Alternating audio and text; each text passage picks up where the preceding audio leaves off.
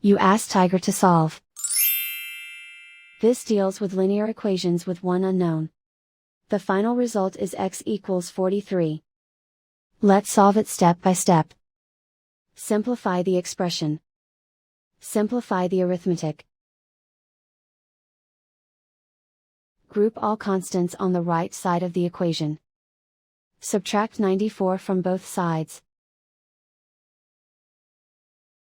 Simplify the arithmetic.